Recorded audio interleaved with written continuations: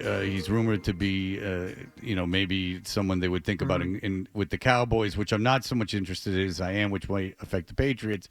Deion Sanders has come out and said that he was going to tell certain teams not to draft Shedeur, and then when they said, "Oh, Shedeur," he goes, "And Travis." Yeah. He's going to act as he's going to act as a blocker for those two. That was at the beginning of the college football season. Then they circled back to it last week. Sure. Yeah. And so my question is with Shedeur Sanders mostly because he's the most intriguing prospect. Some have him as the number one quarterback prospect. How much of a chance are teams with all the due diligence and all that's required off the field of your quarterback? How sketchy are people about drafting Shedeur Sanders? Those questions certainly exist, and they always exist with quarterbacks because it's like, where is their ability and capacity to control everything around them and manage everything around them? I get Mahomes is a great example, right, guys? Like all the stuff that's going on around him that he has to manage. Yeah, he's the gold standard. Right. Yes, he's the face of the franchise. He's got a crazy brother and a weird wife, and everything's going. The dad's got his issues. Yeah, he's got the DUIs and everything. Sure. Yeah, and he's like, and I've had people there tell me like Pat's greatest accomplishment is like how normal he is based on everything that's happening around him. And just such a steady presence for somebody, who could easily have been pulled in the wrong directions. I like it's Jaden Daniels there were questions about Jaden Daniels like mom and how much she was going to be a part of managing him, and he's obviously done a phenomenal job of dealing with that. You can say the same thing with with Caleb Williams and his dad. Caleb Williams was the bigger concern, as I remember it. Yeah, so I mean the point is like there's just like with a lot of these guys there are those questions. Now, this is like a higher level of that because of the high profile that Shedeur Sanders' dad has.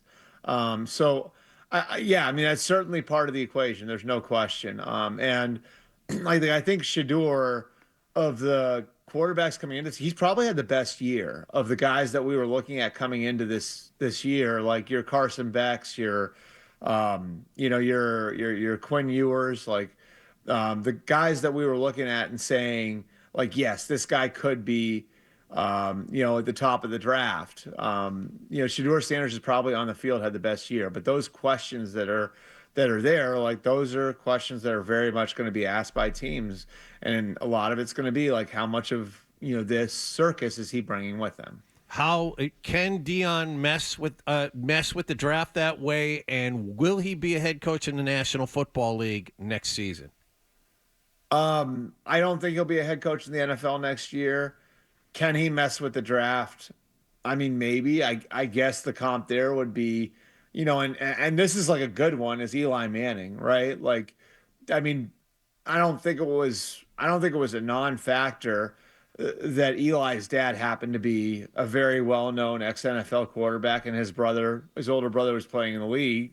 Like, I don't think that was a non-factor as far as the Mannings having leverage to force the Chargers' hand in 2004 and trading that pick away and him winding up with the Giants. So, if you want to look at it from that standpoint, Deion would probably have the sort of leverage that the Mannings had if, Deion didn't like the idea of Shedeur going to a certain team. Now, is Shedeur the sort of prospect that Eli was in 2004? Probably not. Based on what I know right now, I'd say no. Like it's a lot different. Like if you're going to be the number one overall pick, you sort of can do that sort of thing.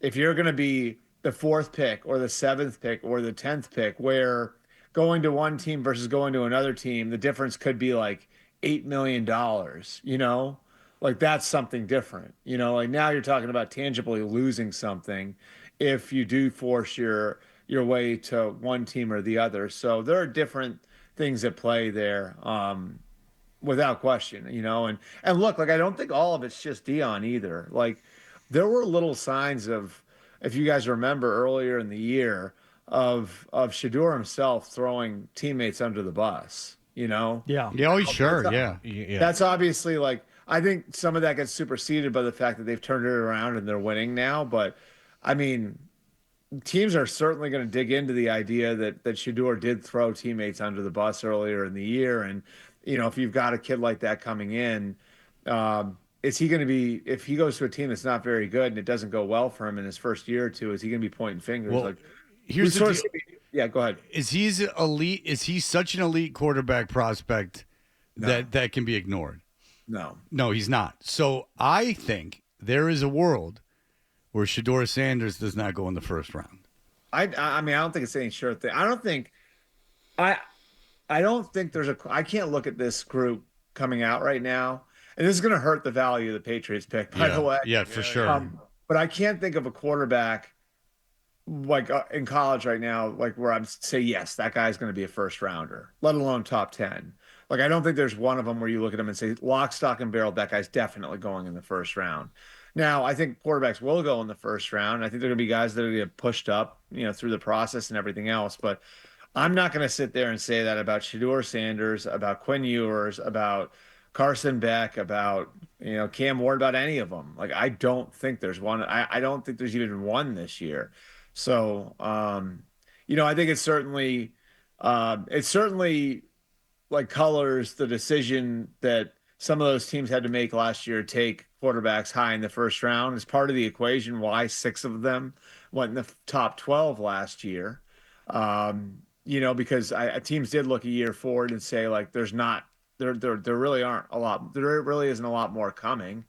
And I think any of the top 3 picks last year, I think Caleb, Jaden, or Drake May, forget about what they've even done this year. Just based on what we knew about them last year, all 3 of those guys would be the first overall pick in 2020. I asked that question a lot.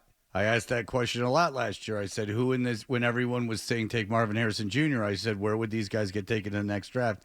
And I was ridiculed by some listeners for asking such a question. And man ahead of his time. And yet here we are. If you like that clip, and how could you not? Check out more videos from Toucher and Hardy here. Point slightly up and to the left. For more Patriots analysis and opinion, hit this playlist. Point slightly down and to the left. And for the latest from the Sports Hub, download at 985thesportshub.com.